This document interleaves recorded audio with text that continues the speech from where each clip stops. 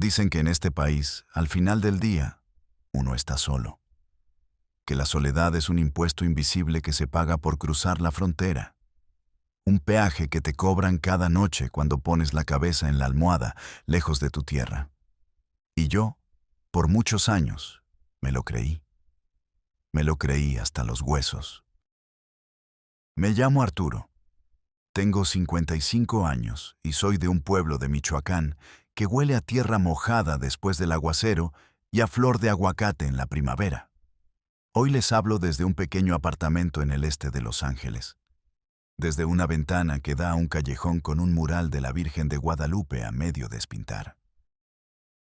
Este lugar no se parece en nada a mi tierra, pero se ha convertido en mi trinchera, en mi puerto. Durante 20 años, mi vida aquí tuvo un solo propósito, una sola dirección, como una flecha disparada hacia el sur. Trabajar para mandar dinero a mi familia. Pero en ese camino, sin darme cuenta, sin planearlo, hice algo más. Ayudé. Ayudé a todo el que se cruzó en mi camino, a mis vecinos, a los recién llegados, a los que estaban tan perdidos y asustados como estuve yo al principio. Nunca pedí nada a cambio. Porque mi padre, un hombre de campo sabio y callado, me enseñó que la mano que da, nunca, nunca está vacía. Y entonces, un martes por la mañana, mientras podaba el jardín de una casa en Beverly Hills, mi corazón, este motor viejo y cansado, se detuvo. Así, sin más. Y en ese hospital, en esa cama blanca y estéril, sin seguro, sin familia a mi lado y con una cuenta que era una sentencia de muerte, descubrí la verdad más grande y más humilde de mi vida. El dinero que mandé por 20 años construyó una casa y con ella muros de silencio a miles de kilómetros.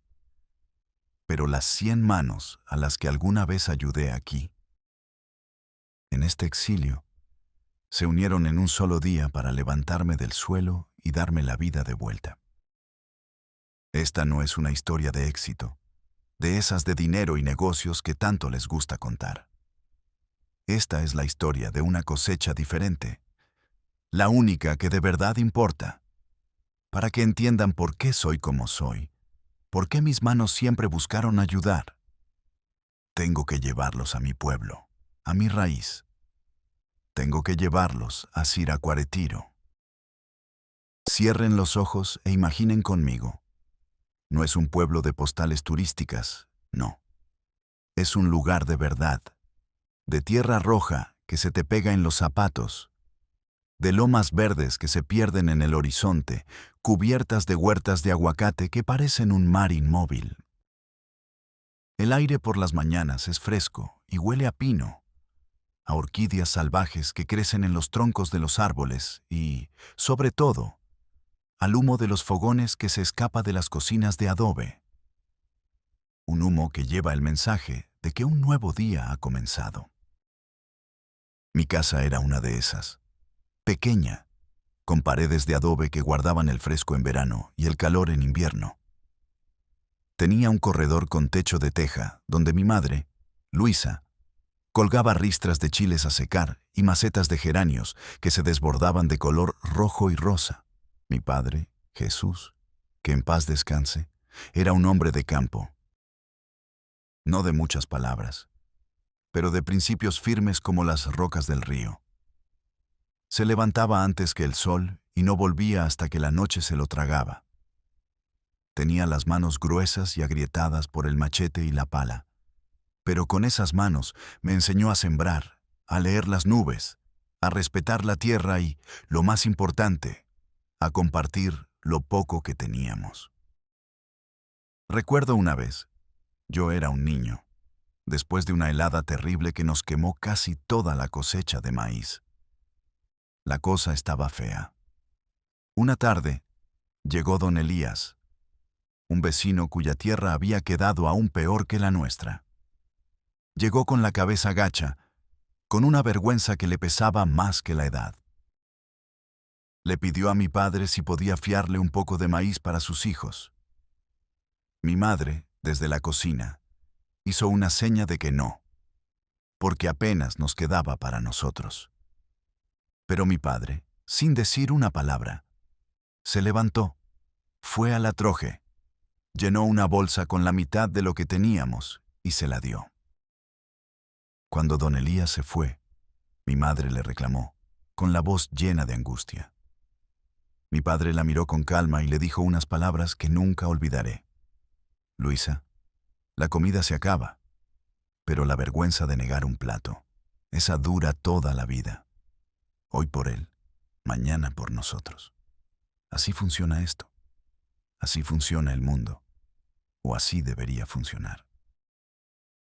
Esa frase se me quedó grabada aquí, en el pecho, como un fierro caliente. Mi madre, Luisa, era el corazón de esa casa. Todo giraba a su alrededor. Su risa, que sonaba como campanitas, sus tortillas hechas a mano, inflándose en el comal, el olor a su mole los domingos, un olor que significaba fiesta, familia. Y luego estaba Lupe, mi esposa.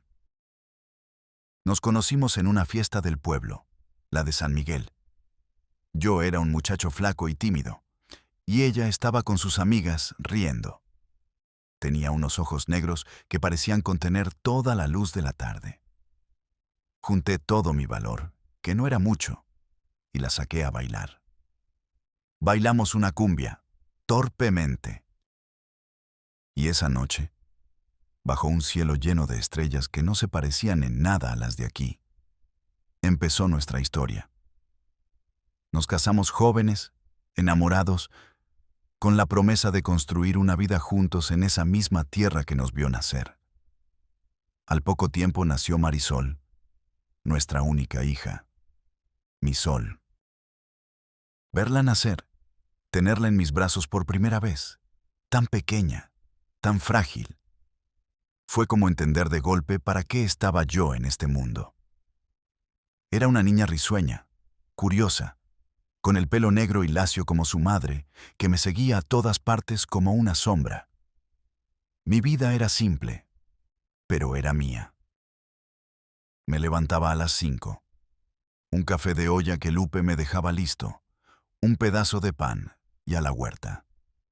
El trabajo era duro, de sol a sol, cortando aguacate, cargando cajas pesadas hasta que la espalda se me partía en dos. La paga era una miseria. Vivíamos al día, siempre con el alma en un hilo, rezando para que no cayera una plaga, para que el precio no se desplomara en el mercado, para que no se enfermara la niña. Pero a pesar de todo, había felicidad. Había domingos en el río, con la familia, comiendo carnitas. Había noches de contarle cuentos a Marisol en el corredor, hasta que se quedaba dormida en mi regazo. Había la certeza de estar juntos, de mirarnos a los ojos y saber que no estábamos solos. Ese era mi tesoro. Un tesoro frágil, como la vida me enseñaría después. Un año, la cosa se puso fea de verdad. Una sequía terrible secó los árboles y los precios cayeron en picado. La gente decía que era por los tratados, por la competencia, por el gobierno. Yo no sé de política. Yo solo sé que mi huerta no dio frutos y mi bolsillo se quedó vacío. Nos endeudamos para poder comer, para comprar los útiles de Marisol. Luego, mi hermano menor, en su desesperación por sacar adelante a su familia, se enredó con la gente equivocada y pidió dinero prestado a un usurero para intentar cruzar al norte. No lo logró. Lo agarraron y lo deportaron a los pocos días. Pero la deuda quedó. Y esa gente no juega. Empezaron a presionar, a amenazar. Una noche, vi a 2 hombres en una camioneta vieja parados frente a mi casa, mirando hacia adentro. Vi el miedo en los ojos de Lupe. Vi a mi Marisol abrazada a sus piernas, temblando. Y en ese momento, La lección de mi padre sobre compartir el maíz cambió de forma en mi cabeza. Ya no se trataba de compartir la cosecha. Se trataba de sacrificar al que sembraba. Tomé la decisión más difícil y más amarga de mi vida. Me iría yo.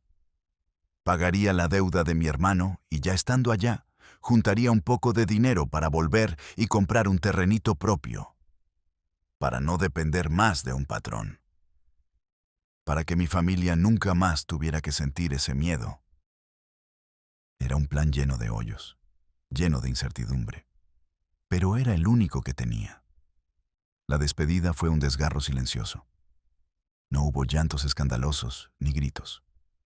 Solo una tristeza pesada, pegajosa, que se podía tocar, que se metía en los pulmones. La noche anterior, Lupe me preparó mi comida favorita, unas corundas con salsa y carne de puerco. Comí sin hambre, masticando despacio, tratando de grabar en mi memoria el sabor de sus manos, el sabor de mi hogar. Después de cenar, mi padre me llevó aparte, al patio. Nos sentamos bajo el mismo árbol donde le había pedido matrimonio a Lupe. No me dio un sermón. Solo me puso una mano en el hombro, una mano que pesaba 1 tonelada de experiencia y dolor. Allá las cosas son diferentes, mijo, me dijo, con la voz ronca. La gente es más fría. El dinero te puede cambiar. No te pierdas a ti mismo por buscarlo. No te olvides de quién eres, ni de dónde vienes. Me dio un abrazo, el segundo o tercero que me daba en toda mi vida. Fue un abrazo torpe, de hombre de campo, pero en él sentí toda su fuerza, todo su miedo por mí. Mi madre solo lloraba en silencio mientras me metía en la maleta una imagen de San Judas Tadeo y un suéter de lana gruesa tejido por ella. Pal frío, dijo, aunque ambos sabíamos que el frío que más duele no se quita con lana, sino con abrazos.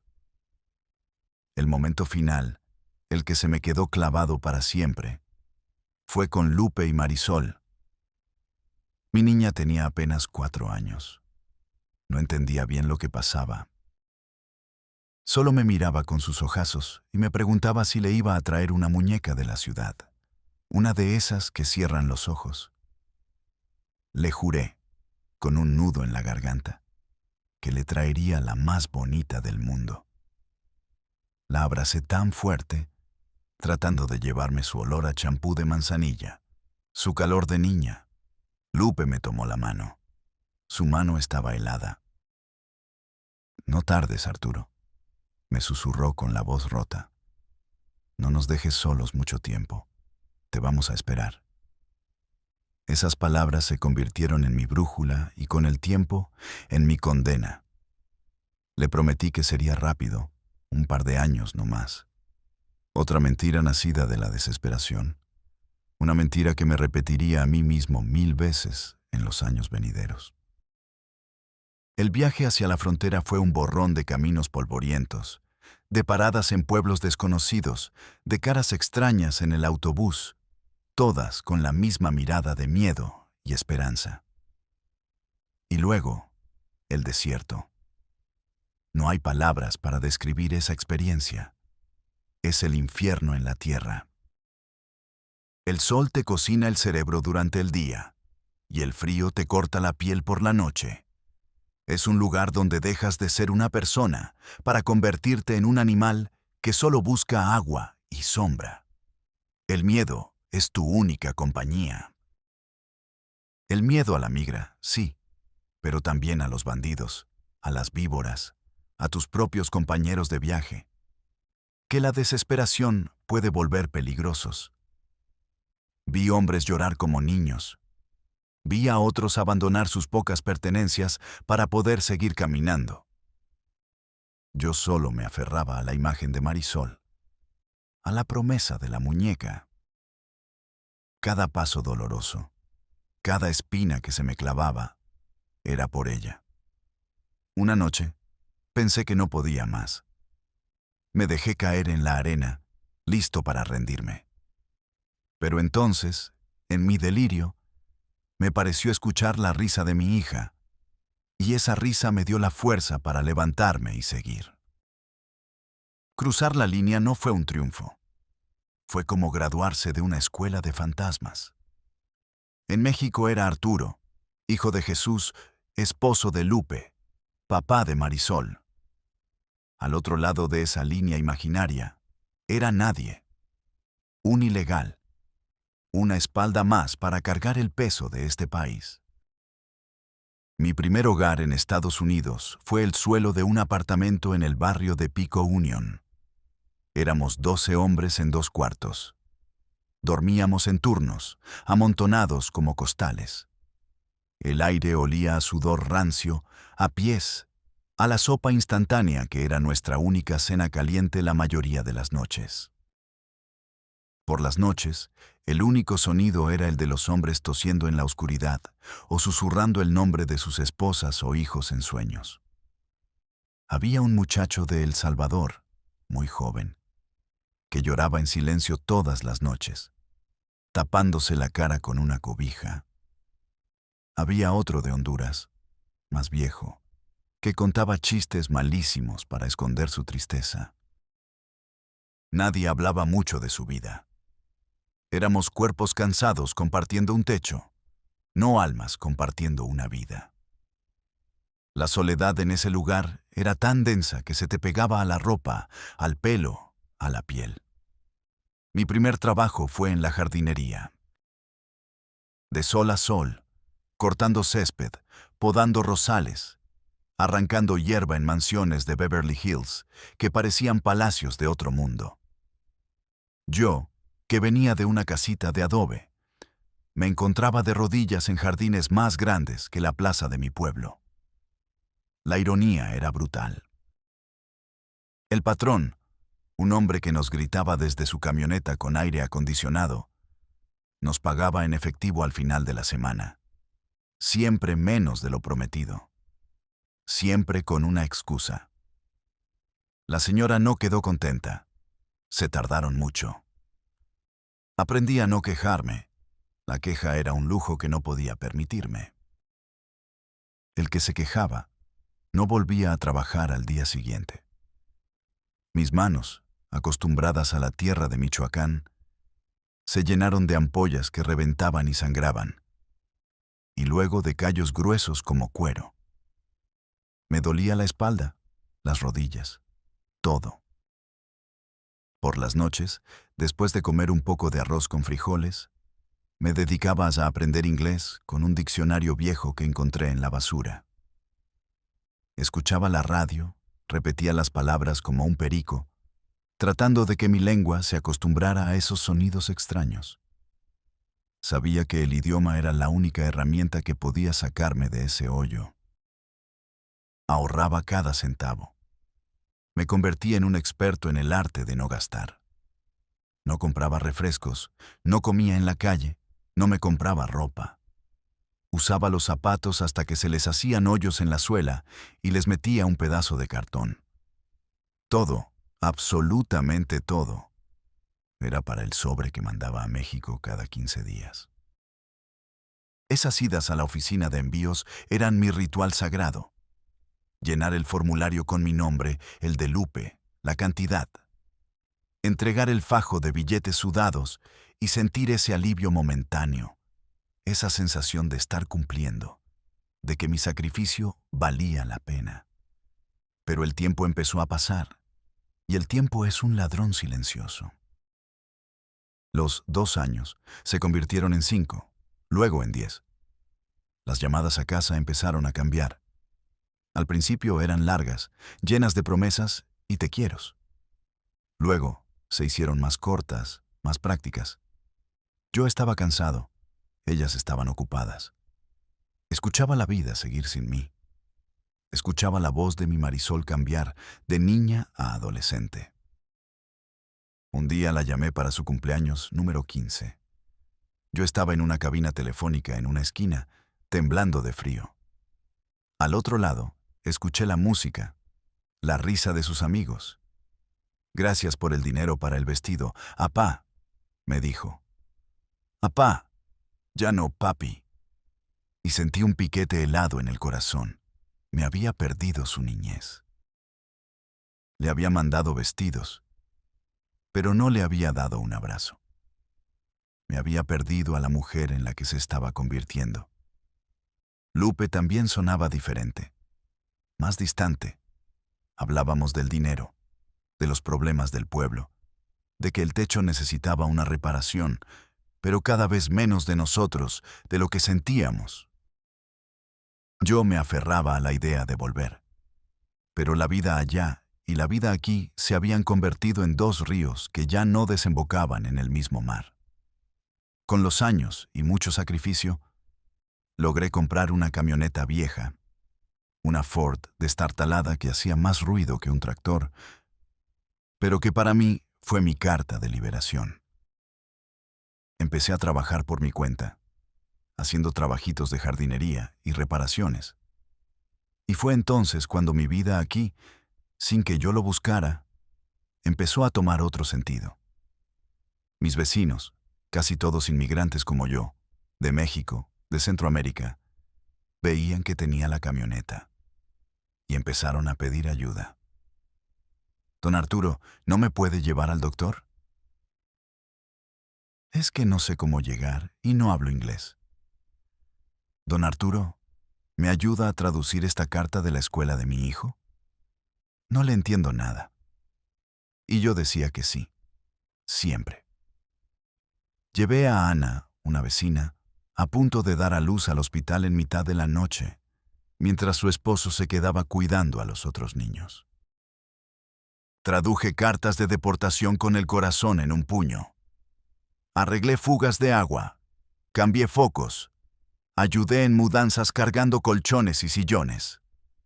Le di un plato de frijoles y un techo por un par de noches a Carlos, un muchacho salvadoreño recién llegado que no tenía ni dónde caerse muerto. Me convertí en Don Arturo, el que siempre ayudaba, el que tenía una solución para todo. Y no lo hacía por buena gente, no se crean.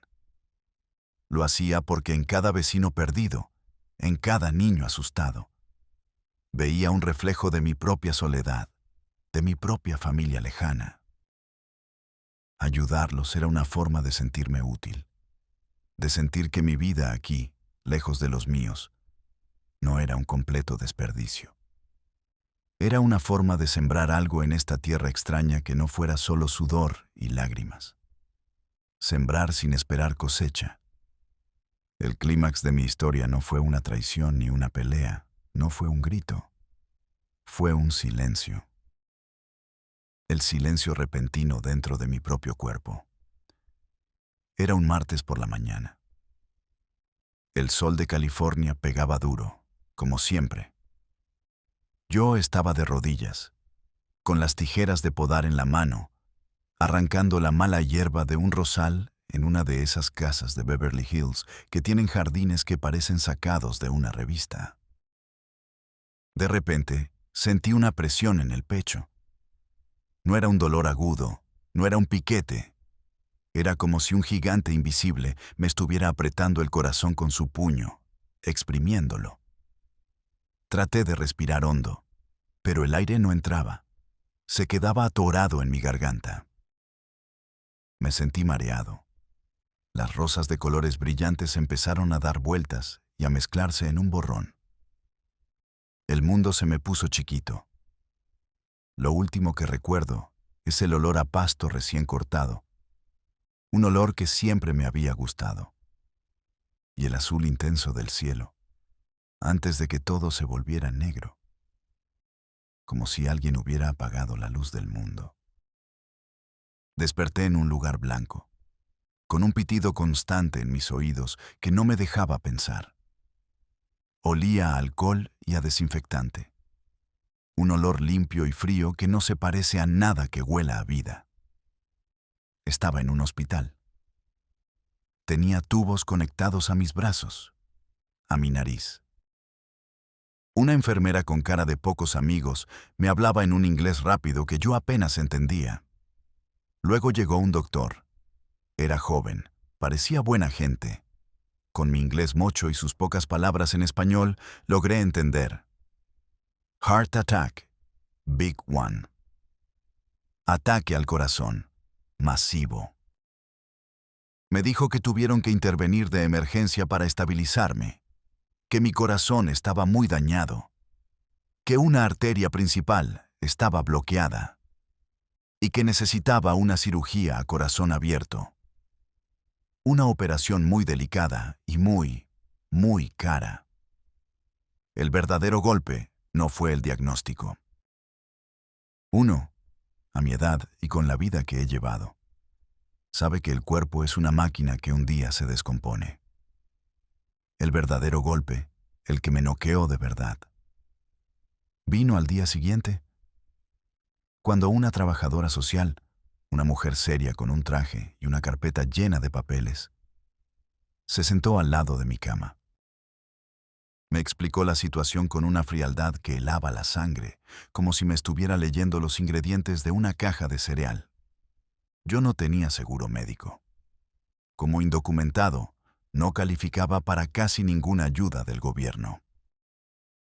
La cirugía que necesitaba para seguir viviendo costaba, y aquí es donde el mundo se me vino encima, $70,000. 70 millones. Escuché la cifra y me reí. Una risa seca, amarga, que me dolió en el pecho. $70,000. En mi vida entera no había visto junta ni la 10ª parte de esa cantidad. Todo lo que ganaba, cada centavo, lo mandaba. Mis ahorros eran cero, un cero redondo y absoluto. Sentí un vacío total, una desesperanza tan profunda que era peor que el dolor físico. En ese momento, en esa cama de hospital, me di cuenta de la cruda verdad de mi existencia en este país. Era desechable. Era útil mientras mis brazos funcionaran, mientras mi espalda aguantara. Pero en el momento en que mi cuerpo falló, me convertí en un problema, en un estorbo, en una cifra, en una factura impagable. Era un fantasma al que el sistema estaba a punto de borrar por completo. Me sentí solo, como nunca antes. Más solo que en el desierto. Más solo que en aquel cuarto con otros 11 hombres. Porque esta era la soledad final. La de enfrentar la muerte sabiendo que tu vida no vale lo que cuesta salvarla. Los días que siguieron en esa cama de hospital fueron los más largos y oscuros de mi vida.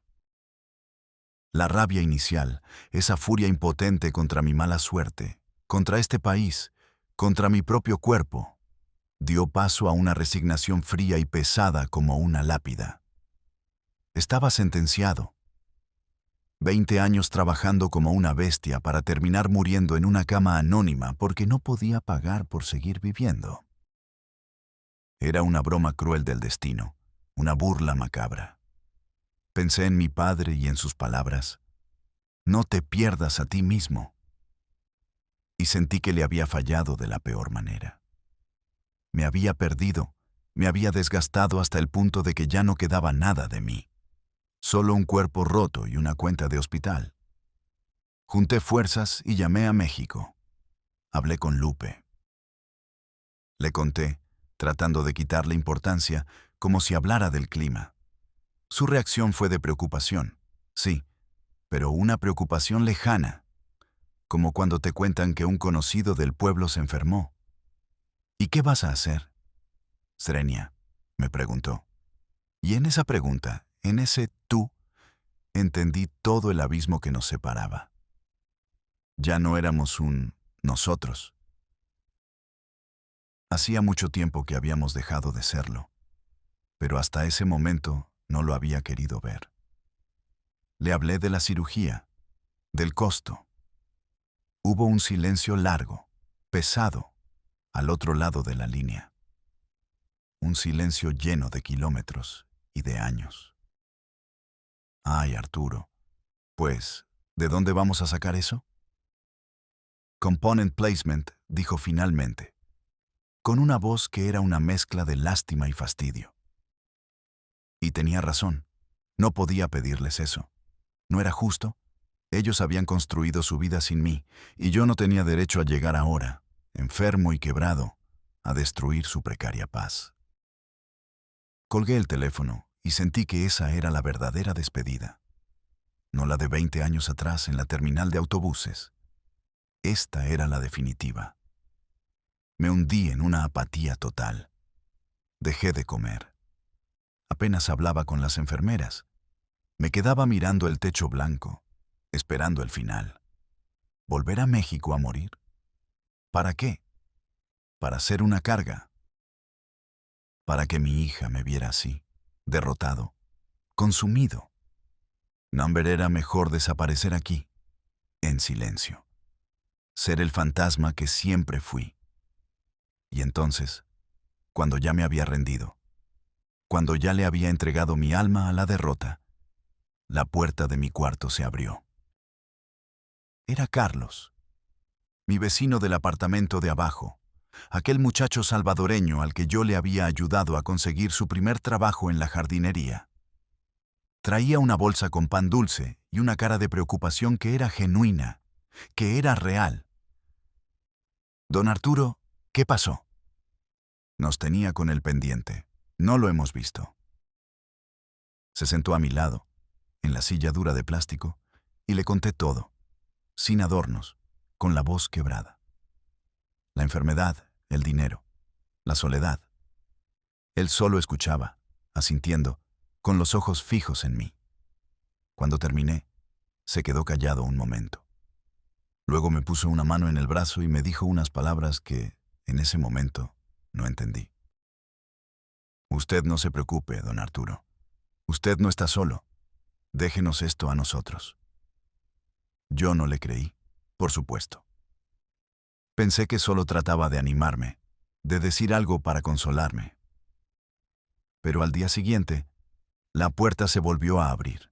Era Ana, la mujer a la que había llevado al hospital a tener a su bebé hacía años. Venía con su hijo, que ya era un niño grande que me miraba con curiosidad. Me trajo un caldo de pollo caliente, hecho en casa, que me supo a gloria, que me supo a hogar. Don Arturo, Carlos nos contó, estamos con usted. Y después de ella, vino don Manuel, el viejito al que le leía las cartas de su familia en Guatemala. Y luego María, la señora a la que le arreglé la fuga del lavabo. Empezaron a llegar, uno por uno, en grupos pequeños. No traían dinero. Traían comida, traían una palabra de aliento, traían su presencia. Traían la prueba de que yo no era un fantasma. Me veían, y en sus ojos no había lástima. Había respeto, había cariño. Mi decisión ya no era solo mía. Ellos, sin preguntarme, habían decidido por mí. Habían decidido que yo iba a vivir. Lo que pasó en los días siguientes todavía me parece un sueño. Un milagro de esos que uno cree que solo pasan en las películas. Yo no lo vi directamente. Estaba atrapado en mi cama de hospital. Pero me lo contaron después, pedazo por pedazo, como si me armaran el rompecabezas de mi propia salvación. Carlos y Ana se convirtieron en los generales de un pequeño ejército de gente común. Esa misma tarde, después de visitarme, organizaron una junta de emergencia en el patio del complejo de apartamentos. Corrieron la voz de celular en celular, de puerta en puerta. Don Arturo está en el hospital. Grave. Necesita nuestra ayuda. Y la gente respondió. La comunidad, esa palabra que a veces suena hueca, se volvió de carne y hueso. El fin de semana siguiente, el estacionamiento de los apartamentos se transformó en una kermés. Las mujeres que yo había visto luchar para pagar la renta, sacaron sus ollas más grandes y cocinaron. Había pozole, tamales, tacos de canasta, aguas frescas de Jamaica y horchata.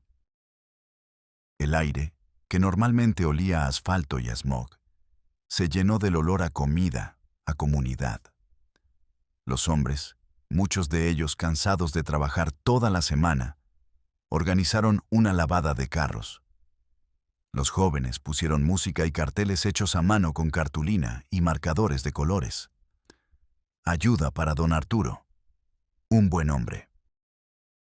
Pusieron botes de plástico en las panaderías, en las carnicerías, en las tortillerías del barrio, con una foto mía sonriendo que alguien tomó no sé cuándo. Iban de puerta en puerta, no pidiendo limosna, sino pidiendo apoyo para uno de los suyos. Gente que yo apenas conocía de vista, se acercaba a cooperar con 5, con $10. El dueño de la refaccionaria donde yo compraba las piezas para mi camioneta, un coreano que apenas hablaba español, donó $500. El patrón de una de las casas donde trabajaba, un productor de cine, al enterarse por su jardinero, mandó un cheque por 1,000. Una enfermera joven, una muchacha mexicoamericana de ojos vivaces, entró a mi cuarto un día con una sonrisa. «Oiga, usted debe ser alguien muy importante allá afuera», me dijo. «No dejan de llamar para preguntar cómo sigue, y dicen que ya casi juntan el dinero». Yo no podía creerlo. No podía procesarlo. Lloré. Lloré como no había llorado en años. Pero esta vez no eran lágrimas de dolor ni de soledad. Eran lágrimas de gratitud, de asombro, lágrimas que limpiaban el alma. Y llegó el día. Una semana después de mi colapso. Una semana después de que me habían sentenciado a muerte. La puerta de mi cuarto se abrió y entraron Carlos, Ana, don Manuel y otras 5 o 6 personas. Venían callados, solemnes, como si entraran a una iglesia. Traían una caja de zapatos común y corriente. La pusieron sobre la mesita al lado de mi cama. Carlos la abrió. Estaba llena. Atestada de billetes de a 20, de a 10, de a 5, de a 1. Billetes arrugados, sudados, gastados. También había algunos cheques y un papel con una lista de nombres y cantidades, escrita con diferentes letras. «Es todo, don Arturo», dijo Ana con la voz entrecortada por la emoción. «Lo juntamos. Cada centavo. Es para su operación». Miré esa caja y no vi dinero. Vi los turnos extra de las mujeres que limpiaban oficinas de noche. Vi las espaldas mojadas de los hombres que lavaban carros bajo el sol. Vi los ahorros de gente que apenas tenía para comer. Vi el eco de la lección de mi padre, multiplicada por 100. Vi la cosecha de 20 años de pequeñas ayudas, de favores, de mano extendida. Mi verdadera riqueza no estaba en un banco ni en una casa en México. Estaba ahí, en esa caja de zapatos, en esos billetes que olían a trabajo duro y a solidaridad. Me salvaron la vida. Esa comunidad de desconocidos que se había convertido en mi verdadera familia me dio el regalo más grande que alguien puede recibir: un futuro. La cirugía fue un éxito. Los doctores hicieron su trabajo con las manos y la tecnología. Pero yo sé que la fuerza que me mantuvo vivo en esa plancha fue la de mi gente, la de mi barrio. La recuperación fue lenta, dolorosa, pero cada día era una victoria. Ya no puedo trabajar como antes. Mi corazón ya no es el de un toro.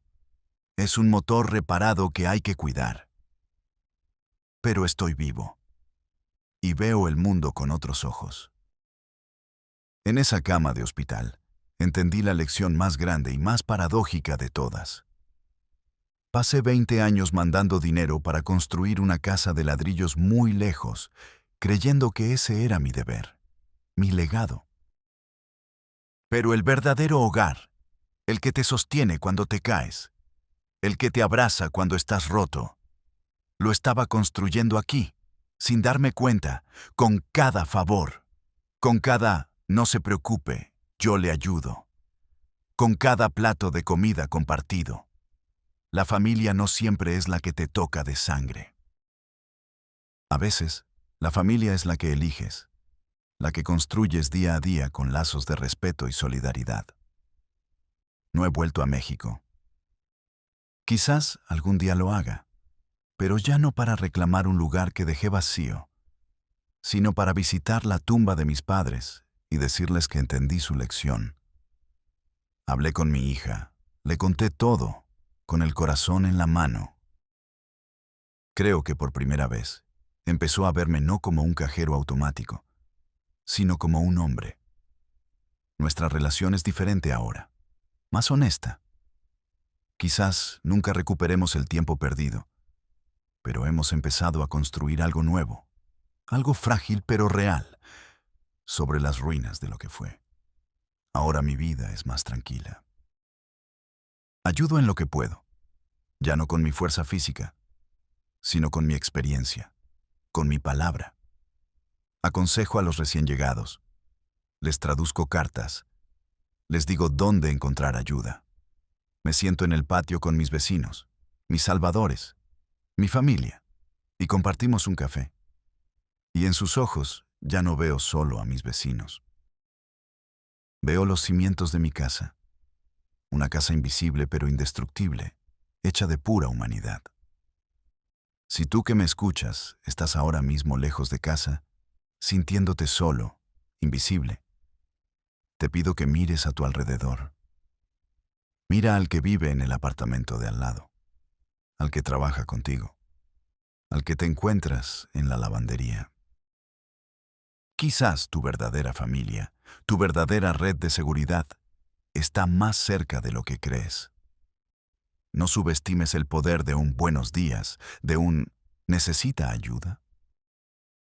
Porque en este país, donde todo parece tan grande, tan anónimo y tan frío, la única red que te puede salvar cuando te caes es la que tejemos entre nosotros, con los hilos finos pero increíblemente fuertes de la bondad. Cuéntame tu historia en los comentarios. ¿Desde dónde me escuchas y quién ha sido tu apoyo, tu don Arturo, en los momentos difíciles? O quizás tú has sido el don Arturo de alguien más. Nuestras historias, cuando se comparten, se convierten en luz para otros que caminan en la oscuridad. Y si crees que este mensaje le puede servir a alguien, compártelo.